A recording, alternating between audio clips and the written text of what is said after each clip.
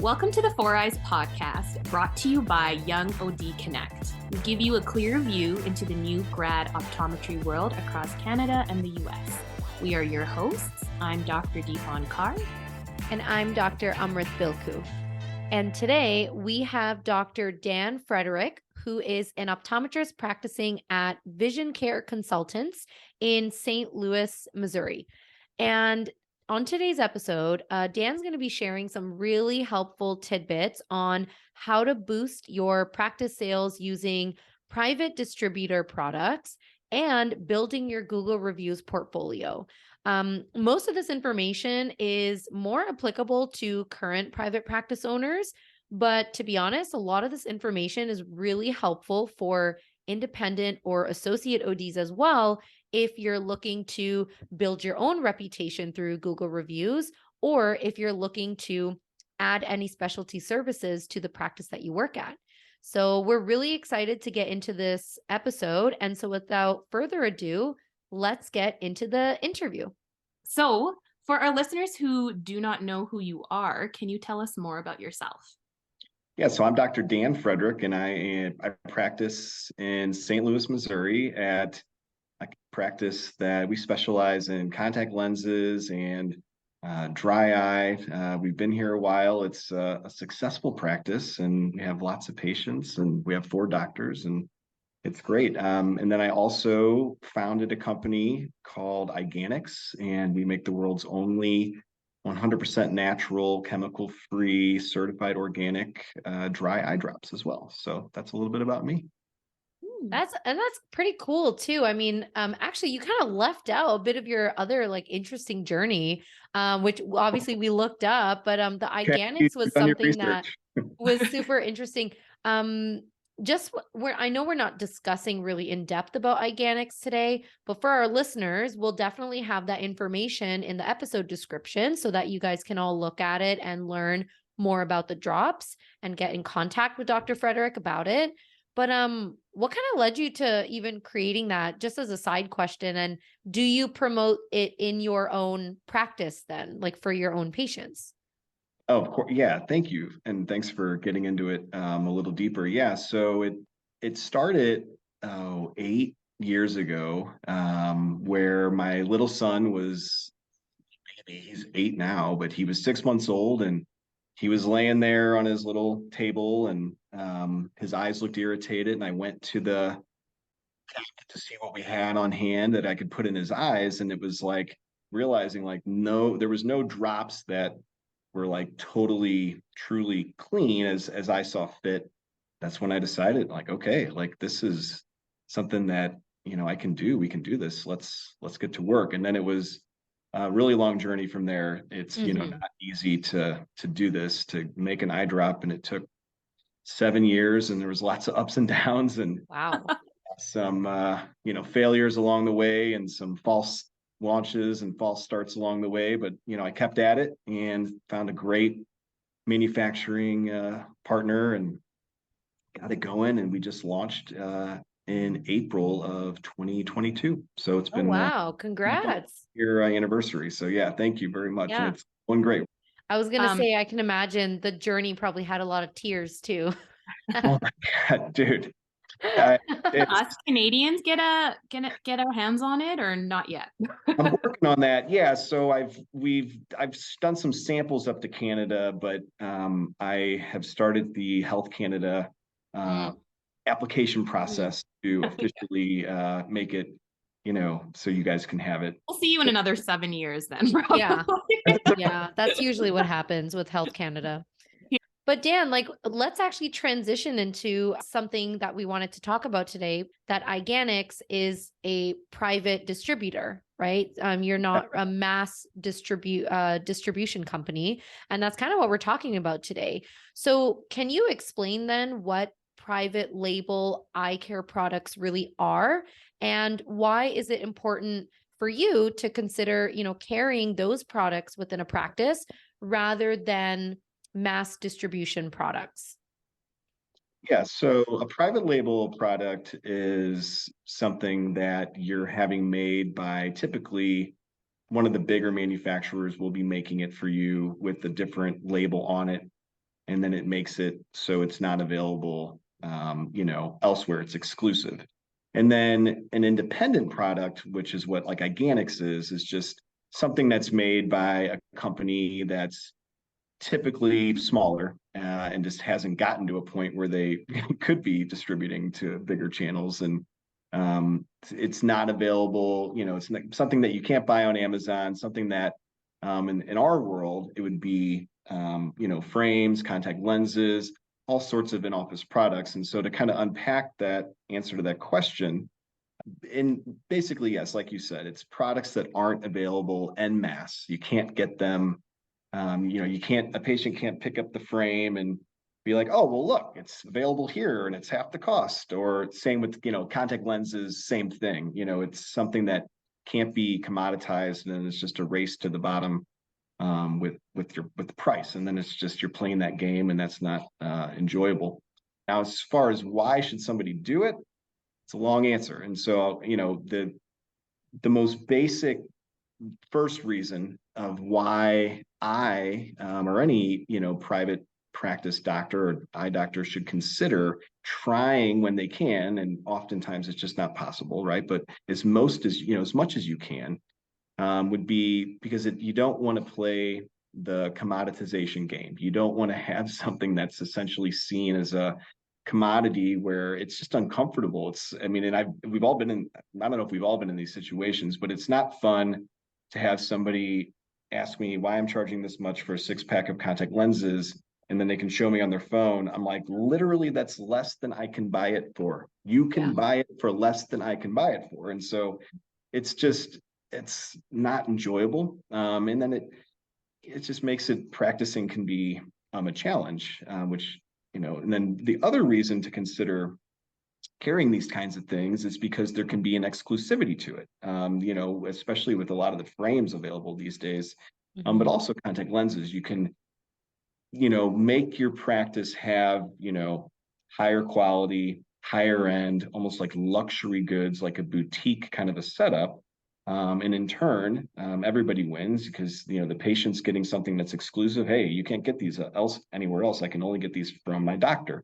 Iganix is a great example of that, but there's tons of other products. And you could even tie this into the in-office cash procedures that ODs are doing now, like IPL and things. Like, everybody wins. Like, hey, you're getting better care. It's a higher quality of care. It's a, better value for you. You pay more, but it's worth it. You can't get it anywhere else. You can't go get it at the store. Scleral lenses, orthokeratology, it all kind of falls into this bucket of having, a little bit more prestige and exclusivity to the kind of, practice that you're doing. And then finally, number 3, so if you're not commoditizing the products you have, if you're finding soft contact lenses, even 6-packs that can't be shopped online, and same with frames and lenses, and then you're all of a sudden, you're doing all these things that are making you a little bit more of a luxurious practice and a higher end practice, well, then you get to charge more. Okay. And then when you charge more, you make more profit. And if you can make, I think everybody can agree, making more profit, not only then can you pay yourself more as a doctor, but then you can pay your staff more, and you can invest in more new equipment. And so all of a sudden now everything in the patient's included in this equation, because now, because you're able to charge more and have more profit, you can provide better patient care because you can pay your staff more. So you can get, everything goes up, and you can get better equipment. So you can do even better care. And it's like this upward spiral, but it starts by kind of trying to say no to these very easily accessible products. Your entire answer reflects, I think, the way that Deepon and I are learning to appreciate, a different way to practice optometry. Like, there's so many points that I want to touch on your answer, but I'll keep it short because I can talk for a long time. But I agree, like, this whole race to the bottom is kind of a hot topic right now, I think, in the world of optometry, more so maybe in Canada. I'm not sure as much about in the US, but there is that question as maybe a new private practice owner, or if you're thinking about bringing new things into your practice. On one side, it could be an easier route to carry products that are very well known, very common household, brand names that people recognize, because then you don't have to put in a lot of work to sell that product, right?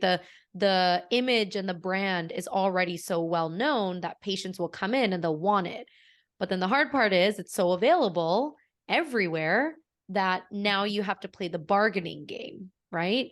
Versus if you get a more private label product or frame line, yes, the exclusivity is there, but I've talked to ODs too who sometimes may feel, yeah, but then you also have to put in a lot more effort for the marketing. Like, how are you going to convince someone who is coming into your store expecting, a big, company name frame line, but then you're selling like independent eyewear? How are you going to get them to appeal to that, new frame line that they've never heard of? You have to kind of, roll up your sleeves and put in the marketing work to really get your patients hooked onto these things. And sometimes that can scare doctors, and they don't want to put in the marketing effort. So they want to kind of rely on those easier brands to like get those patients in. But what you said at the end is so important to remember. Like, the more effort you put into getting those private label brands and independent brands and unique ones in the beginning, once your patients are hooked, they're going to keep coming back because they'll know that those products are more superior, right? And yes, the more money you make, the lower volume of patients you even need to see in a day, right? You can spend 40 minutes doing an eye exam or an hour doing an eye exam with your patients. You can actually ask, how are the grandkids? Or how's your, school program going? You can have like that connection with them in the exam room without rushing every 15 minutes, trying to stack up your patient load. Deepon and I talk about this stuff all day. So this is like the perfect time for you to come in and explain that to our listeners without us ranting about it. That's beautifully said. I mean, the two points to reiterate of what you just said is, I mean, it's you're getting into a nice detail about elevating that level of patient care and how it is. And the other huge point is that you are absolutely in control. You do get to pick. You get to pick out how you're going to practice. You can go, you can see 8 people an hour, you can see 2 people an hour. You get to set it up. Well said. Yeah. So, Dan, what are some specific examples of private label contact lenses and frames? And what specific information should we be seeking in order to determine which of these products fit best with our clinic if we want to carry them? I mean, obviously with products, we talked about Iganics. That's a great example of just, small startup, kind of a company that's not available in mass. Contact lenses, Iris, I don't know if they're in Canada yet, but that's their whole model is to not be available anywhere but at the private practitioner. That's a daily disposable contact lens. One of the best places to look, if you're starting to look, would be these labs that make hard lenses. So the big hard lens labs oftentimes will have these soft lenses available, whether it's a daily or a monthly, they'll have them. And they certainly aren't looking to put these through the mass channels. And so that's a good place to kind of check. And then I feel like with frames, it's a little bit easier. There's just way more frame startups that, aren't wanting to, have their frames available through mass channels whatsoever. They want to serve, they want to be exclusive. They want to be boutique. That's, in luxury and high end. I mean, there's plenty of those to choose from. It seems we have so many. I don't want to like say one and make anybody mad. So that's easy. Frames are easier to do. How would it fit best with your clinic? That's a good question. I guess you have to look at what you have right now, but then also what you want to do. So maybe it's not a fit right now with the patients you have, but it's more of this vision you have of how you want things to be is the product you do choose. And so sometimes you kind of have to take that leap of faith a little bit when you bring on a line or bring on a new treatment, I think is another big one that ODs are more and more doing now. These really big investments in in-office treatments. It all kind of falls into the same thing. Hey, it may not be the way you're doing it right now, so maybe right now it's not a fit, but Yeah. you can see how you want things to be, and that's why you maybe choose a certain brand over, because it's going to help you fulfill this vision of how you want things to be. Yeah. And you're right. I think frames are very easy to know, like which ones are more independent labels and private labels versus like the bigger box companies. And same with dry eye products, I feel. There's so many awesome dry eye companies that, provide eye drops, ointments, gels, lid cleansers, and things like that that are not available online. And their reps do a great job. Even, if you identify that some of these drops are selling on eBay or Amazon, like if you bring that attention to the company, they'll address it, they'll make sure that they maintain the reputation of their brand so that eye doctors can sell them and have that exclusivity. Now, do you have marketing tips on, how to market, private label products in our clinics if we want to bring them on in? What kind of extra step do you take to convince your patients to follow these brands instead of the more typical home brands that they recognize? Yeah, education is huge. So if you have channels you're already utilizing to communicate with your patients, whether it's an e-newsletter or a physical newsletter or regular emails, social media posts, that would be one place to start. And then, write some great, truthful copy about why, hey, this is something we have that's new. This is why we love it. This is what makes it great. This is what they're trying to do differently from existing companies. This is what makes it better. And so really just expounding on the points of, what makes it better. And then also it comes back to the very beginning, believe in it yourself, and that's the thing about if you actually like it and believe in it, then you're going to be able to communicate that effectively to patients, and they're going to feel it. They're going to know like, oh, but this is because they already like you. They're there to see you. And so they're going to, trust that something that you have trusted and believe in is going to be a superior product. And then especially you can, go over the different features of it, what makes it better. The way, I know when we have something new, we'll put it out in our newsletter and maybe an email or two, and then talking about it in the room and in person is really where it, I think people kind of get excited about it. And then when you can show it to them and talk about it in the room, it's like, oh yeah, this is great. It's from Japan. It's, small batch, it's special made, whatever, whatever it might be that makes it unique. And so that'd be my marketing tip, is like, fall in love with it yourself first and make sure you got something that you really like. And then when it'll just kind of naturally, I think, flow with whatever other communications that you're going to educate your patients with. Also, last question about that, because I've heard other ODs have different opinions about this. What's your take on giving away maybe free samples or free giveaways, or try the first time, pay the second time kind of a thing? What's your take on that for different, I guess, products that you'd have? Yeah, that's tough. I go out of my way not to do that, because I feel like it kind of cheapens that brand and kind of says like, it sort of communicates how valuable can this possibly be if they're willing to give it away for free. So, Organics, we definitely don't do free samples. We try to make a point of that. It's not that kind of a product. That's why, all the free stuff is the stuff that the pharmacy technician could have recommended for you, right? That's the stuff in the drugstore. This is special. This is something you can only get from your doctor. It's different. Now, with that said, sales and promos and free stuff, they work. That's why everybody does them. And so I think there's certain ways you can do it that are tasteful. I think you can bundle. I think 90-day supplies, 6-month supplies. I think that's a cooler way to discount things, maybe to do a promo that's not quite as like, buy one, get one, or like come free kind of a thing. Discounted second pairs, things like that, I feel like are a little more, you're keeping you're respecting the brand and the luxury of whatever product it might be. while still at least being able to offer patients, a price break. Nice.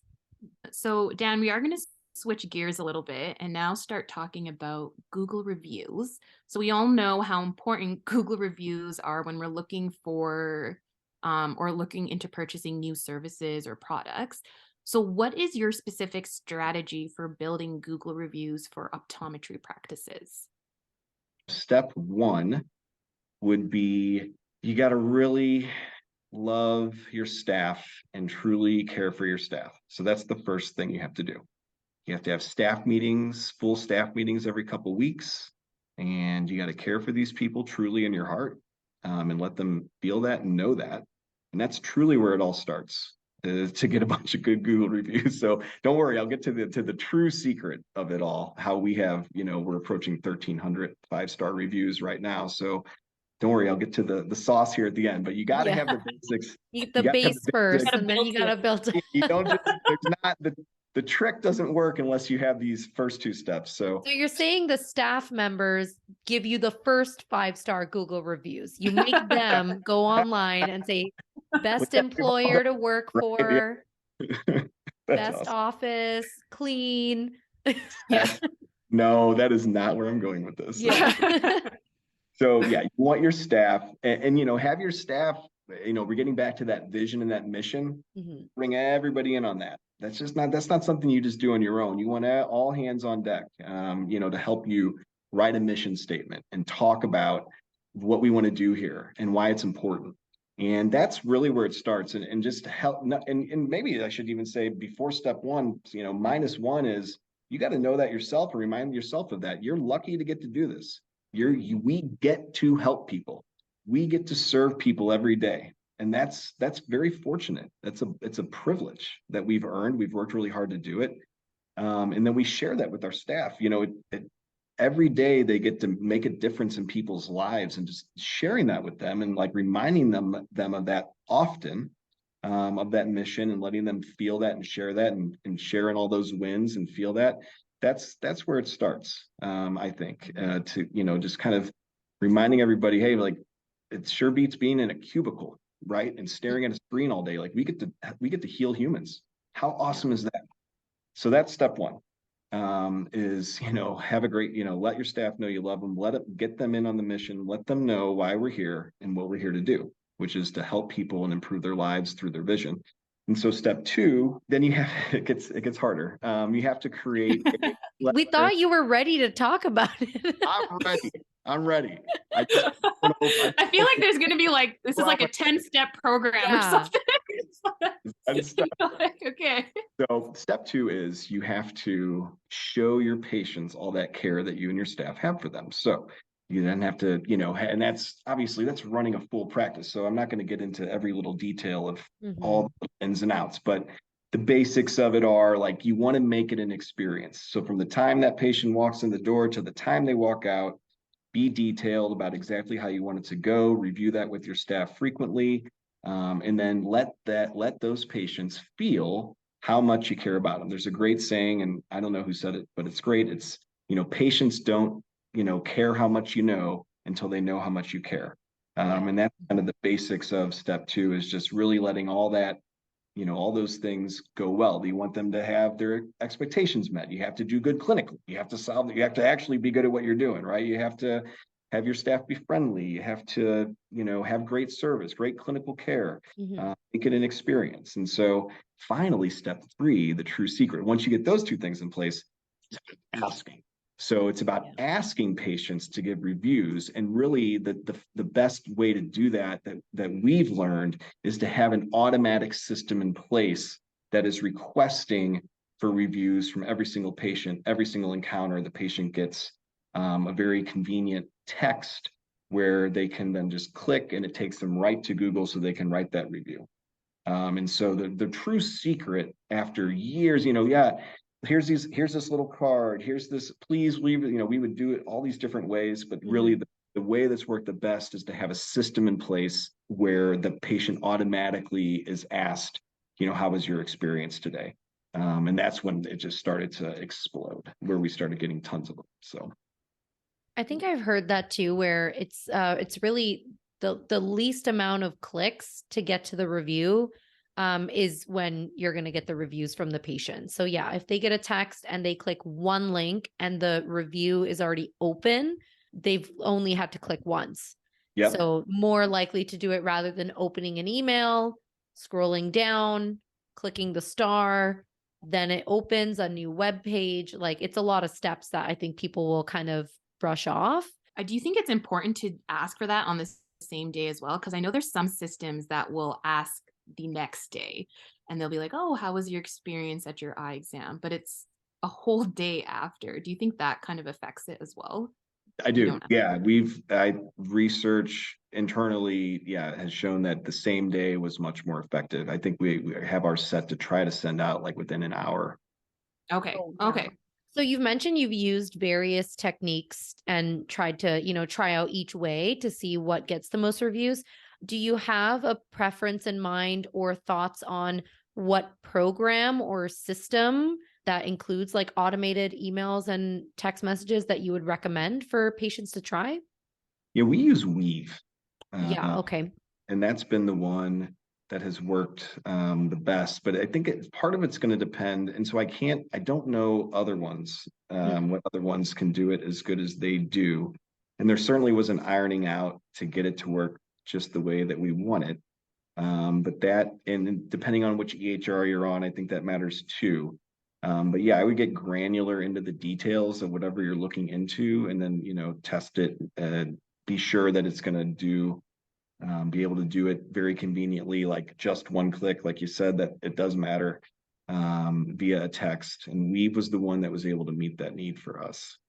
Just a question for maybe people who don't have automated systems yet. They're just starting out their practice. They're just building up, or even for associate doctors. Like we don't own our practices, but we still want to build some Google reviews, right? For patients to share their experience with us. Do you have recommendations for how to word that request if we want to verbally ask patients for a review?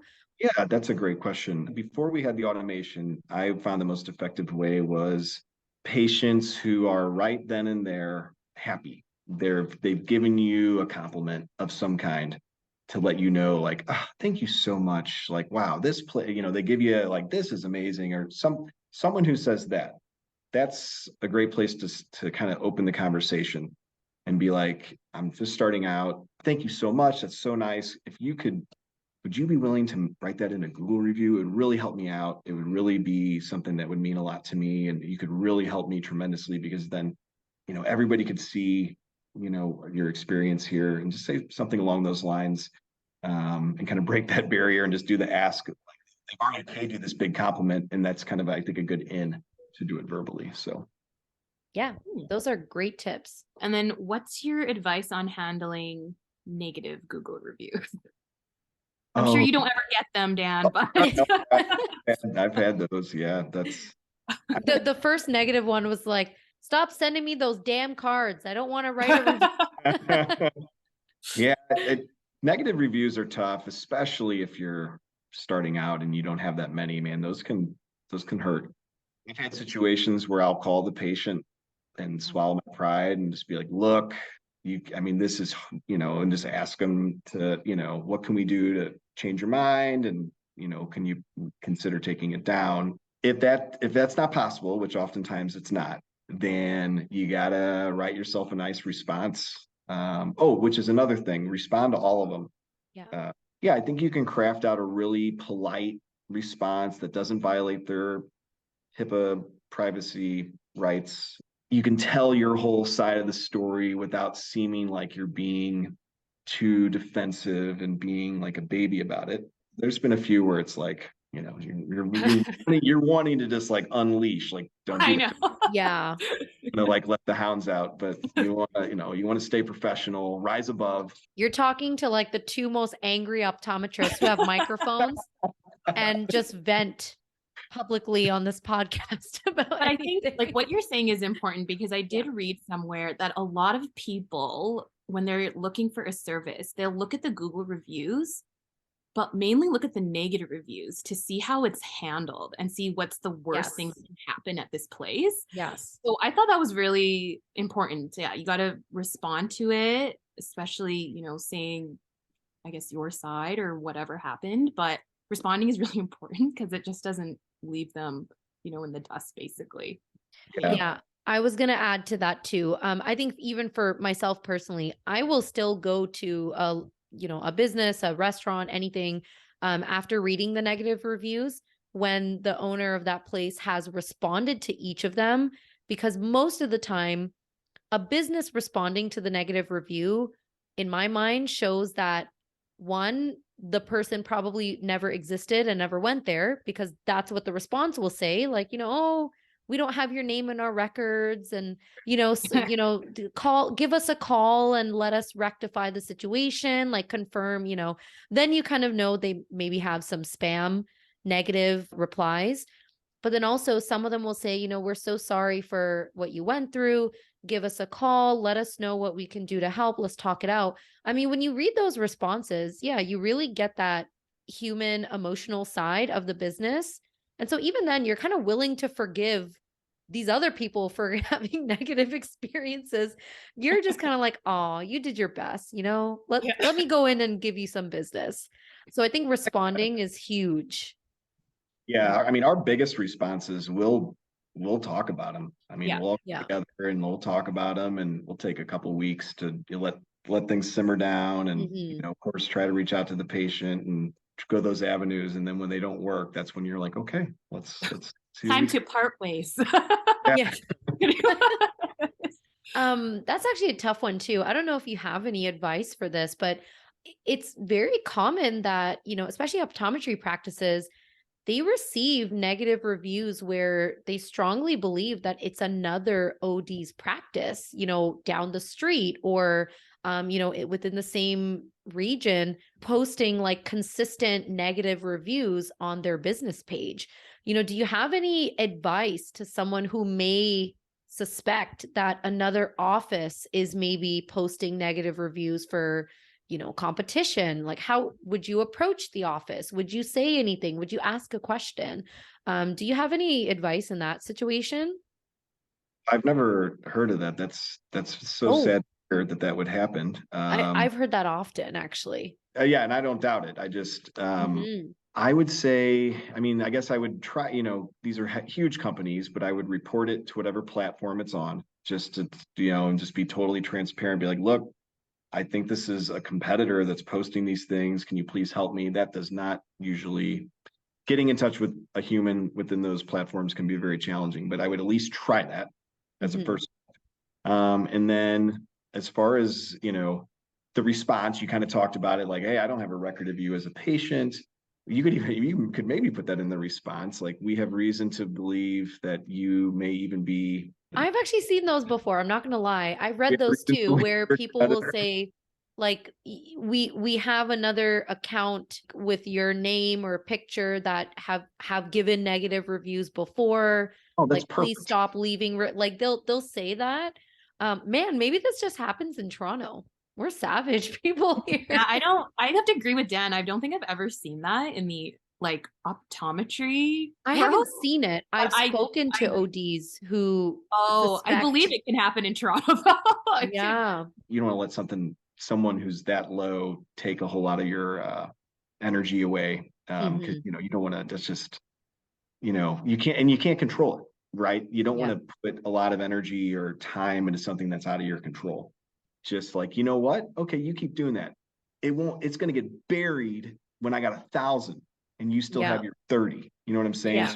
So that would be my, like, if that, you'd be like, okay, yeah, bring it. Don't write that in the reply.